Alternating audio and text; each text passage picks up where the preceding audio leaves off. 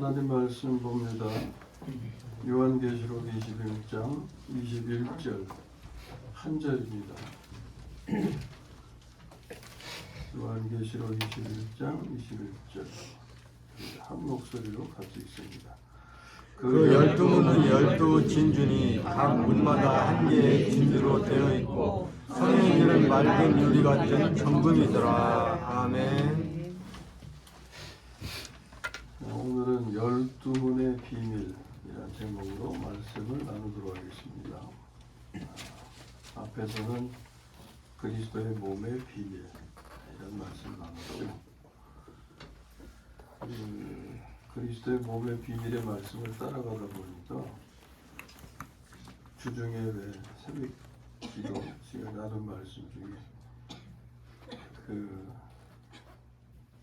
참 그리스도 우리의 생명이 참 자라야 되는데 그리스도의 장성한 분량이 충만한 데까지 이르러야 된다. 그런 말씀을 다 아시잖아요. 그게 어느 정도인가 했더니 계시록에서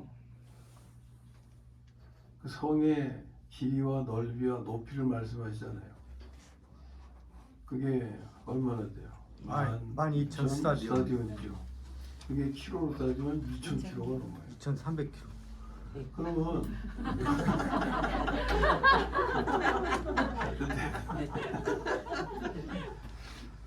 요건 직육면체인데 반떡 자르면 정육면체가 되죠.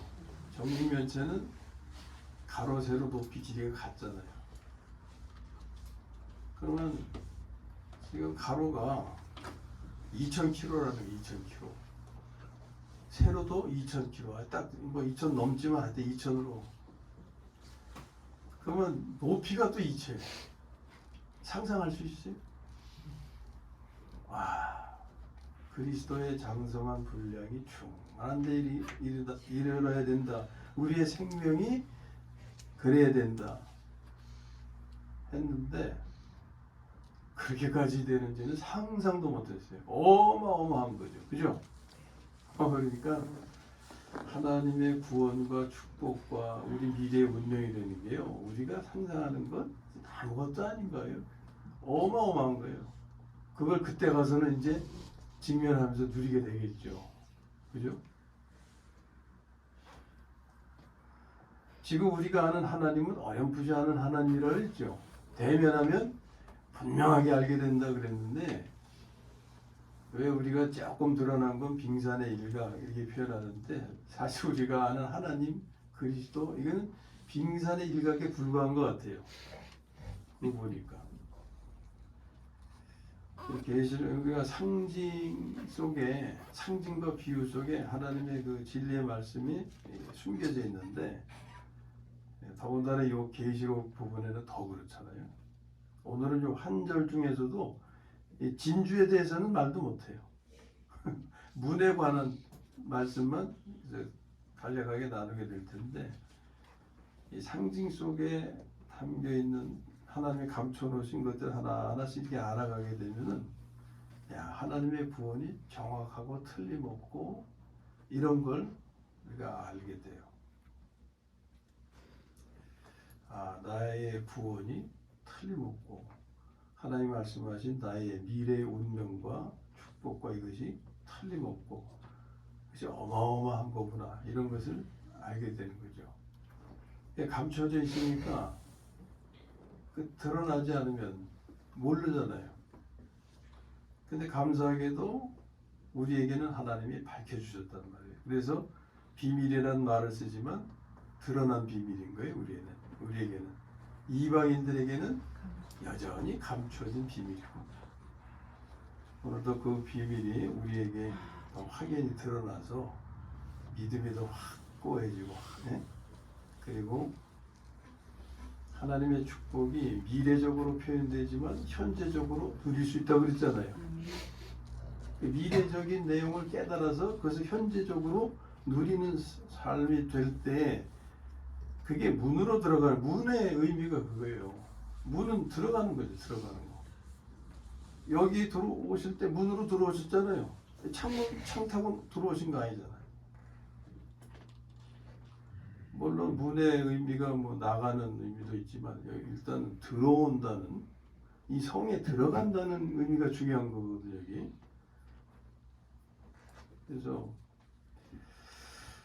그러한 하나님의 축복을 나의 삶에 실제로 누릴 때 그게 문에 들어온 거예요. 문을 통해서 들어온 거예요. 요한복음에서도 예수님이 나는 문이다. 나를 통해서 들어가야 된다. 그런 말씀 하시잖아요. 예, 주님을 통해서 양의 문이 되시는 주님을 통해서 들어온 사람은 누리는 거예요. 푸른 초장, 예? 뭡니까? 실만한 거. 신의 뭐 맑은 물, 예? 그걸 누리는 거예요. 아니 저기 뭐야 가축 짐승에게 있어서 먹이하고 물만 있으면 최고죠 뭐. 그들의 삶에. 또 앞에 서론이 좀 길었어요. 뭐 이제 말씀으로 우리 함께 나누도록 하겠습니다. 말씀 제목 12문의 비밀인데 문이라는 단어가 가진 의미는 여기서는 지금 들어가는 곳, 들어가는 곳으로 지금 우리가 먼저 이해합니다. 그럼 어디로 들어가냐고요? 어디로? 지금 무엇에 대해서 말씀하고 있어요? 어떤 건물에 대해서 말씀합니까? 예루살렘. 거룩한 성, 새 예루살렘. 그게 하나님이 거하시는 성전이고 우리가 그의 건축 재료가 돼서 하나님과 함께 이제 누리게 되는 그런 것인데 그 성으로 들어간단 말이에요. 그런데 거룩한 성 새 예루살렘을 21장 1절에서 뭐라고 표현하고 있어요? 2절에서 신부로 표현하고 이 신부는 누굽니까? 교회죠. 교회. 구원받은 분들. 하나님의 생명을 받은 분들. 그래서 어린 양의 아내가 될 분들. 신부라고 표현하는 것은 여자로서 가장 아름답게 꾸밀 때가 언제요? 신부 화장 때잖아요. 네, 그런 의미가 있는 거예요. 네, 우리에게 있어서 가장 아름다운 때, 아름다운 모습으로 어린 양의 아내가 되는 그런 표현인데 이 구원받은 무리에 내가 속해요, 안 속해요? 속해요. 아멘. 우리가 속해야죠. 그렇죠? 그래야 의미가 있지. 나빠지면 무슨 의미가 있어? 자, 이것은 우리의 미래의 운명과 축복이죠. 그러나 아직 실제가 아닌 겁니다. 문으로 들어가야 이것이 미래의 운명과 축복이 실제가 되는 거예요.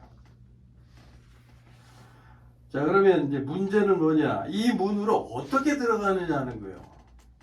문까지는 알았어.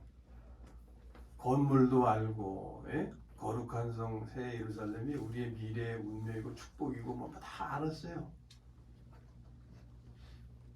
들어가는 문도 있는 걸 알았어요. 근데 어떻게 들어가냐고 말해요. 예? 어떻게? 거룩한 성 새 예루살렘이 아무리 좋아도 들어갈 수 없으면 무슨 소용이 있느냐? 그렇다면 그것은 단지 그림의 떡일 뿐이다. 이것이 의미하는 건 뭐예요? 뭐냐면 교리가 아무리 좋은들, 설교가 아무리 좋은들 그것을 먹지 못하면 자신에게 그것이 실제가 되지 못하면 무슨 소용이 있느냐? 그거예요. 기독교의 교리는 훌륭합니다. 기독교의 교리는 하나님의 말씀에서 비롯된 거죠. 물론 모든 종교는 자신의 교리가 훌륭하다고 주장할 거예요. 그 훌륭한 교리는 설교를 통해서 전해지죠. 기독교는 그 설교의 내용은 교리이고 말씀의 내용이고 그렇죠. 이 설교를 믿음으로 받으라고 합니다. 믿음으로 받으라고. 다른 종교에서는 뭐 어떻게 받으라고 하는지 모르겠지만 기독교에서는 믿음으로 받으라고. 이 믿음으로 받으라고 하는 것이 말씀을 먹는 법인 거예요. 하나님이 주시는 말씀을 우리가 어떻게 먹어요? 믿음으로 먹는 거예요. 육체의 음식은 뭐 수저로 떠먹거나 젓가락으로 집어먹거나 입으로 먹는데 먹는 도구를 사용해서 먹잖아요. 하나님의 말씀을 먹어야 되는데 믿음이라고 하는 것이 바로 입과 같을 거예요. 몸의 기능에 있어서 입과 같을 거예요. 밥을 뭐 귀로 먹든지 코로 먹든지 할 수는 없잖아요. 입으로 먹잖아요. 입으로. 그래서 말씀을 전할 때 믿음으로 성경이 하시는 말씀이에요. 믿음으로 받으라고 하시는데 그것은 말씀을 먹는 법을 가르쳐 주시는 것이고 그게 다가 아니잖아요. 실제 그것이 실제가 되려면 어디까지 가야 돼요? 생명을 바꾸는 기도. 왜 그러죠? 생명을 바꾸는 기도를 실행하는 걸 우리가 배우잖아요. 그죠? 이 생명을 바꾸는 기도를 실행하라고 하는 것이 문으로 들어가는 것을 알려드리는 거예요. 생명을 바꾸는 기도가 뭐냐? 믿음을 적용하는 거예요. 믿음만 가지고 있다고 그게 끝이 아니에요. 믿음을 적용해야 될 거 아니에요. 적용할 때 그게 실제가 되는 거예요.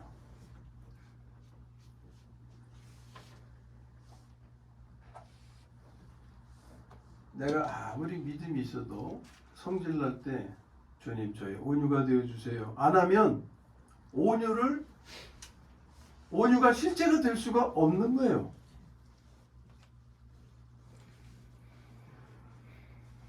그러니까 생명을 바꾸는 기도 이 시간에 자꾸 이 말씀 드리는 것은요 분명히 아시라는 거예요. 분명히 아셔야 된다는 거예요.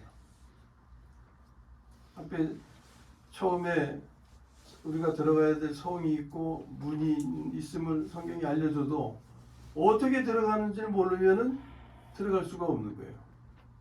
들어가지 못하면 그 하나님의 축복을 내가 소유할 수 없고 누릴 수가 없는 거예요. 그러니까 생명을 바꾸는 기도는 믿음을 적용하는 것이고 이것은 말씀을 자신의 삶에 실제되게 하는 것입니다. 말씀을 실제되게 하는 것은 온유와 겸손을 사는 거예요. 아는 게 아닙니다. 사는 거예요. 우리의 신앙생활을 보면 그리스도를 아는 것으로 하는 신앙생활이 있고 그리스도를 사는 신앙생활이 있는 거예요. 우리가 온유와 겸손을 살 때 이것이 자신이 말씀의 실제 안으로 들어가는 거예요. 말씀의 실제 안으로 들어가는 게 거룩한 성 새 예루살렘으로 들어가는 거예요. 이것이 문으로 들어간다는 것의 의미인 것입니다. 자, 근데 문이 몇 개예요? 12개요. 12개. 성의 구조는 사각형이죠. 사각형인데 각 면은 네 방향을 가리키겠죠. 동서남북. 이것이 의미하는 게 뭘까요? 온 땅을 포함한다는 거예요. 예? 동서남북을 벗어난 지역이 있어요? 온 땅을 포함하는 의미예요. 이는 문이 온 땅을 향하여 있음을 의미하는 것입니다. 문은 앞에서 들어오는 입구라 했죠. 그러므로 온 땅의 사람, 이 땅의 모든 사람은 이 성으로 들어올 수 있음을 뜻하는 거예요. 이게 감리교 교리 중에 그 유명한 만인구원설이에요. 누구든지 구원받을 수 있다. 장로교의 교리는 뭡니까? 구원받을 사람 정해져 있다. 그렇죠. 그거는 무엇이냐면 하나님은 다 열어놓으셨잖아요. 근데 들어오는 사람 있고 안 들어오는 사람 있잖아. 예? 예. 안 들어오는 사람은 택함 받지 못한 사람이에요. 그들의 인식으로는. 들어온 사람은 택함 받은 사람. 그럼 어떻게 맞아요? 둘 다 맞아요. 둘 다 하나씩만 주장하면 다 틀리는 거예요. 둘 다를 알아야, 둘 다를 주장해야 그게 맞는 거예요. 그러니까 성경은 만인구원설만 얘기한 것도 아니고 예정설만 얘기한 것도 아니고 다 포함하고 있는 거예요. 사람들이 그걸 몰라서 그렇지. 하나님의 구원이 누구에겐 제외되어 있습니까? 누구에게나 다 열려 있어요. 근데 누가 그것을 안 받아들이는 거예요? 누가? 저희들이. 자기가 안 받아들이는 거예요. 받아들인 사람은 딱 그러니까 그 무디 목사님 아시죠? 무디 목사님이 이렇게 비유를 했어요. 천국문에 딱 이렇게 붙어 있는데 간판이 붙어 있는데 누구든지 들어올 수 있습니다. 네? 근데 들어가서 이렇게 봤더니 거기에도 글씨가 써 있어. 뭐라고 써 있었을까요? 택한 자만 들어올 수 있다. 들어가기 전에 사람은 그걸 볼 수 있어요, 없어요? 볼 수 없죠. 볼 수 없으니까 그들이 아는 것은 만인구원설밖에 모르는 거예요. 들어간 사람만이 아, 이게 예정설의 의미구나. 이걸 깨닫게 되는 거예요.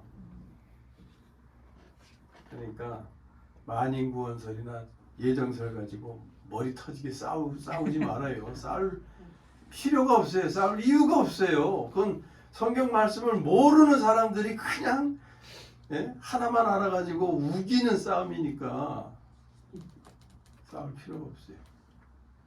똑바로 알고 가기만 하면 됩니다. 설명해서 되는 것도 아니에요. 들어와 봐야 알지. 그렇잖아요? 자, 이 네 방향이 가지는 의미는 온 땅의 사람, 이 땅의 모든 사람은 이성으로 들어올 수 있음을 뜻하는 것이다. 누구든지. 이는 하나님의 구원은 모든 사람을 위하여 열려 있음을 상징하는 것입니다. 곧 세상에서 구원받을 수 없는 사람은 한 사람도 없음을 상징하는 거예요. 구원은 하나님이 허락지 않아서가 아니라 내가 거절했기 때문에 못 받은 거예요. 못 받은 사람. 그래서 이런 면을 볼 때 하나님의 구원은 완전한 것임을 상징하는 겁니다. 그리고 문은 각 방향으로 3개씩 있다 그랬죠? 3개씩. 동서남북으로 3개씩. 동쪽에 3개, 서쪽에 3개, 남쪽에 3개, 북쪽에 3개. 그러면 각 방향에 문이 3개씩 있다고 그랬는데 뭐 하나만 있으면 안 되나? 예? 아니면 뭐 많이 필요하다면 뭐 5개로 하시지 왜 3개로만 했을까? 3이라는 숫자 가지는 어떤 의미가 있겠죠. 어떤 의미일까요? 3이라는 숫자가 이건 하나님과 관계되는 거예요. 하나님은 유일하게 한 분이시지만 성경은 또 복수적으로도 표현하죠. 어느 때? 성부, 성자, 성령을 표현하실 때. 창세기에서부터 그런 표현이 있어요. 사람을 우리의 형상대로 라는 표현은 하나님의 형상인데 하나님을 당신을 우리라는 복수 대명사로 표현하고 있다. 그건 성부, 성자, 성령을 의미하는 거예요. 그래서 이 3이라는 숫자는 하나님을 상징하는 수인데 성부, 성자, 성령을 나타내는 그런 수예요. 이것의 의미는 이게 다 구원과 관련되어 있는 거거든요. 하나님의 구원이 성부, 성자, 성령을 통해서 이루어짐을 상징하는 것입니다. 이것을 복음서에서 보여주는 것이 누가복음 15장의 내용이에요. 누가복음 15장은 예수님께서 비유로 말씀하신 내용인데 세 부분으로 나눠져요. 앞에 4절에서 7절까지는 왜 잃어버린 양을 찾는 예수님 사진, 그림 많이 보셨죠? 한 마리가 이탈됐을 때 100마리 중에서 99마리는 남겨두고 그 한 마리를 찾으러 가신 예수님. 그래서 양을 찾아서 어떻게 데리고 오세요? 어깨에다 메고 오시나? 그림? 들고 오시. 뭐 들고 오는 그림도 있고 어깨에 맨 그림도 있고. 근데 하여튼 잃은 양을 찾으시는 예수님. 여기 이제 4절에서 7절까지가 그런 내용이에요. 그 다음에 8절에서 10절까지 계속 이어지는 내용은 어떤 여인이 잃어버린 동전을 찾는 내용 아시죠? 드라크마. 등불을 들고 이게 찾아요. 그것이 상징하는 것은 성령께서 찾으시는 거예요. 잃어버린 자를 찾으시는 거예요. 그 다음에 세 번째 부분 11절에서 끝에까지인데 돌아온 탕자의 이야기 잘 아시죠? 예? 탕자의 이야기. 탕자는 집을 떠난 아들이었고 나중에 어쩔 수 없어서 집으로 돌아오는데 누가 맞이합니까? 아버지가 그냥 버선발로 뛰어나와서 반갑게 맞이하시죠. 요 세 파트의 내용, 이것이 처음에 잃은 양을 찾는 내용은 성자 하나님의 사역을 의미하고 동전을 찾는 여인의 내용은 성령 하나님의 사역을 의미하고 그 다음에 돌아온 탕자를 맞이하는 것은 성부 하나님의 사역을 의미하는 거예요. 그러니까 누가복음 15장의 비유는 한 영혼을 구원하시는 하나님의 은혜인데 그렇게 성자, 성령, 성부 그래서 구원을 위해서 이렇게 사역하시는 그런 그림을 우리에게 보여주는 것입니다. 이것이 3이 상징하는 의미예요. 3이라는 숫자가 상징하는 의미예요. 자, 지금 보면 거룩한 성 새 예루살렘을 묘사하는데 세 개의 숫자가 사용되어 있어요. 0에서부터 9까지가 있는데 그 중에서 세 개의 숫자만 사용되어 있어요. 0에서 9까지가 아니구나. 그렇게 하면 안 되고 그냥 세 개의 수. 처음에 12문이라고 그랬으니까 12라는 수. 그리고 사방이니까 4라는 수. 그리고 문이 3개이니까 3이라는 수. 세 개의 수가 사용되었는데 그 관계를 보면요. 12는 그러니까 4 곱하기 3으로 이루어지는 거죠. 여기 4라는 수하고 3이라는 수가 있는데 그게 더해져서 12가 되는 게 아니고 4와 3이 곱해질 때 12가 되죠. 이런 관계가 있어요. 세 개의 숫자가 사용되는데 그 숫자의 관계는 그런 관계를 우리가 볼 수 있는데 하나님의 구원은 완전한 것이라고 했죠. 그 완전을 숫자 12가 상징하고 있는 거예요. 그러면 어떻게 완전하게 될 수 있느냐? 그 비밀이 바로 12를 이루는 4 곱하기 3에 담겨 있어요. 4 곱하기 3에. 자, 그러면 먼저 3은 말씀했어요. 3은 하나님을 상징하는 숫자라 했어요. 성부, 성자, 성령. 그러면 4는 무엇을 상징하는 수인가? 이 4는 사방, 온 땅을 의미하는 수로서 온 땅의 모든 사람들을 포함하고 그들을 구원하시기 위한 거잖아요. 이 4가 상징하는 것은 피조물을 상징하는 거예요. 피조물. 그러니까 4 곱하기 3이라고 하는 것이 상징하는 것은 뭐냐면 4는 피조물이고 3은 하나님이죠. 이것이 어떻게 되는 걸까요? 연합하는 거예요. 연합하는 거예요. 우리가 그냥 구원받는 게 아니잖아요. 우리는 구원받은 사람은 하나님의 생명을 받게 되죠. 뭔가가 첨가가 되는 거예요. 추가가 되는 거예요. 그게 하나님의 생명인 거예요. 그게 3이 의미하는 거예요. 3. 사람 자신은 4가 의미하는 거고 구원받은 사람은 거기에 3이 추가돼요. 3이. 그래서 4 곱하기 3이라고 하는 것은 피조물과 하나님의 연합이 완전한 구원을 이루는 것임을 상징하는 거예요. 완전한 구원을 상징하는 수가 10이거든요. 12사도 한 것처럼 그 다음에 이스라엘 12지파. 세상 사람들에게 10이라는 숫자는 별로 의미가 없죠. 그러나 성경 안에서는 10이라는 의미가 상당히 중요한 수예요. 12사도. 그게 하나님의 완전을 의미하는 거예요. 자, 다시 한번 말씀드려요. 4 곱하기 3의 관계는 피조물과 하나님의 연합이 완전한 구원을 이루는 것임을 상징하는 것이다. 그럼 이 실제가 있어야 될 거네요. 실제. 실제. 이 피조물과 하나님의 연합의 실제.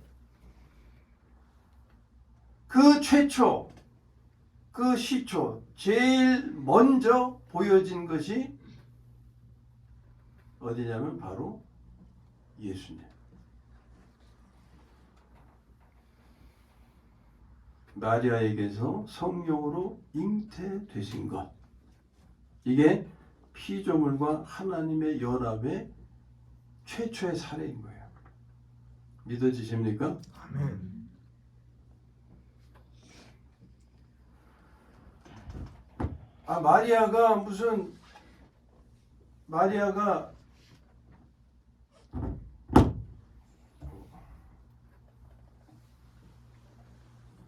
마리아가 혼자 예수님을 낳은 게 아니잖아요. 성경을 보시면 아시겠지만 하나님의 크신 능력이 너에게 임할 때 성령으로 잉태된다.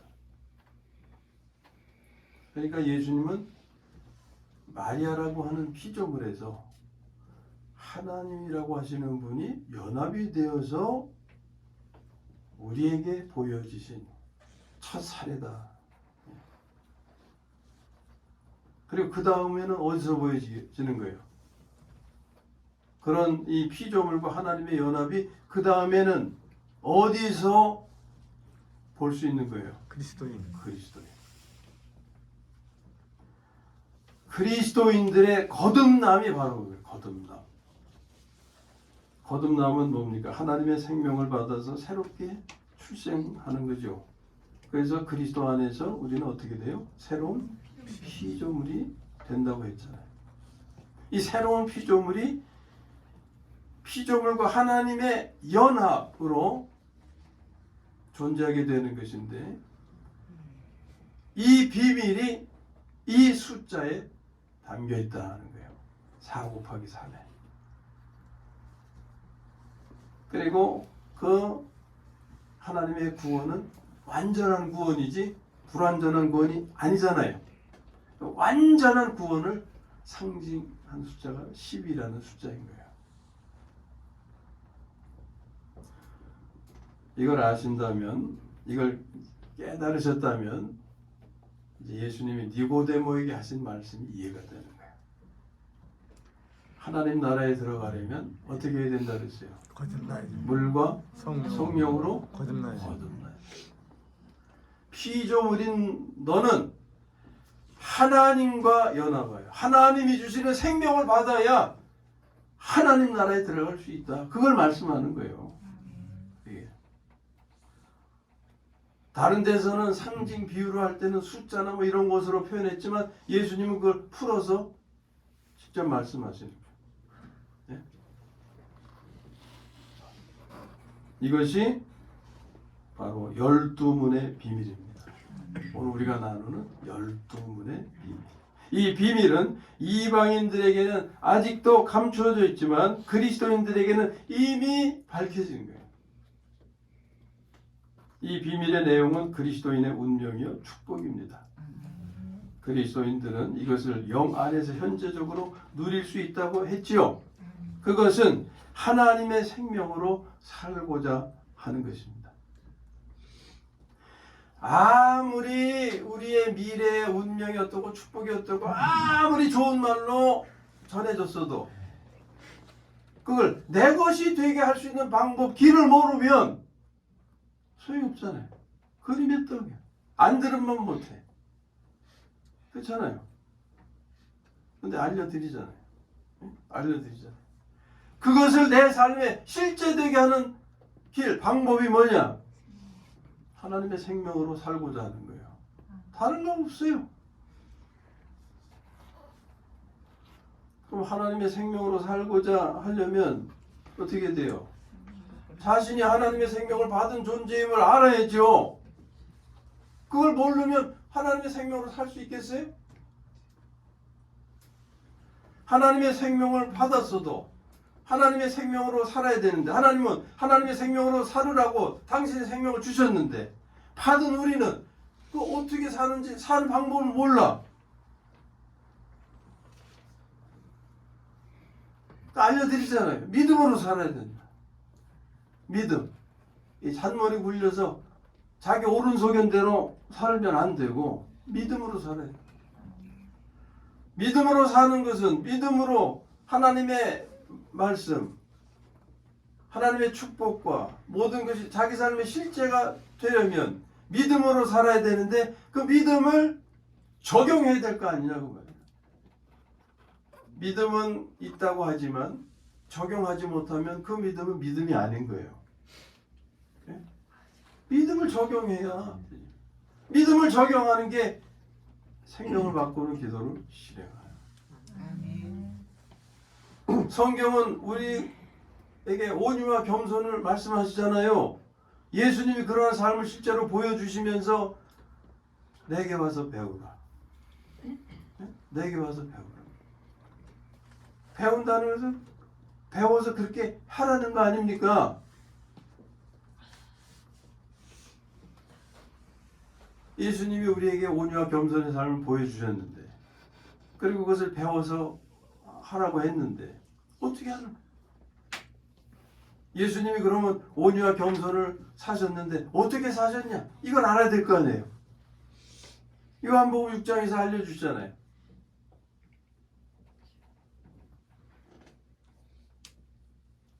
요한복음 6장에서 하나님이 이제 예수님께서 내가 아버지로 인하여 산 것 같이 아버지로 인하여는 뭐예요? 아버지 하나님의 생명으로 산 것 같이 너희도 나로 말미암아 살리라. 나로 말미암는 건 뭐예요? 예수님의 생명으로 살리라. 내가 하나님의 생명으로 온유와 겸손을 산 것처럼 너희도 온유와 겸손을 살려면 그 생명으로 살아야 된다. 이걸 말씀하는 거예요.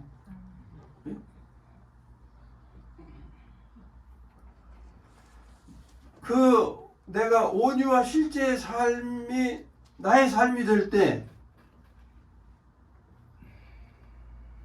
내 자신이 말씀 안으로 들어가는 거예요. 그 말씀 안으로 들어갈 때 우리는 하나님의 우리에게 말씀하신 미래의 운명과 축복과 이런 것을 내가 소유하고 누리게 되는 거예요. 현재적으로 그렇게 살 수 있게 되는 거예요. 이 거룩한 성 새 예루살렘으로 들어가는 것은 그 문으로 들어가는 것은 마지막 때의 모습이라 할지라도 오늘의 삶에서 현재적으로 우리는 그것을 누릴 수 있다. 아멘. 누릴 수 있다. 이게 하나님의 생명으로 살고자 할 때 누리게 되는 것인데, 앞에서 말씀드린 것처럼 자기 자신이 하나님의 생명을 받은 자임을 먼저 알아야 되는 거예요. 그리고 그 생명으로 사는 게 어떻게 사는 것인지 그것도 알아야 되는 거. 믿음으로 살아야 되고 믿음을 적용해야 되는데 생명을 바꾸는 기도를 실행하는 것이다. 이런 것들을 다 알아야, 그래서 실행할 때 자신의 삶이 되어서 누리게 되는 거예요. 소유하고 누리고. 그래서 이 비밀의 말씀도 자꾸 파헤쳐서 우리가 알려고 하는 거예요. 12문의 비밀, 그리스도의 몸의 비밀, 이런 것들을 자꾸 알려고 하는 거예요. 하나님이 우리의 미래의 운명을 말씀하시고 미래의 축복이 어떤지를 말씀하시고 그걸 오늘의 삶에서 누리기를 원하시는데 그걸 찾아 먹지 못하면 얼마나 억울해요. 군대 말로 그런 말이 있어요. 짬밥도 못 찾아 먹으면 억울하다. 네? 자기 짬밥도 못 찾아 먹어요. 하나님이 마련하시고 주신 것인데 우리가 찾아 가져야 되겠다. 누려야 되겠다. 누리기를 원하시는 겁니다. 아멘.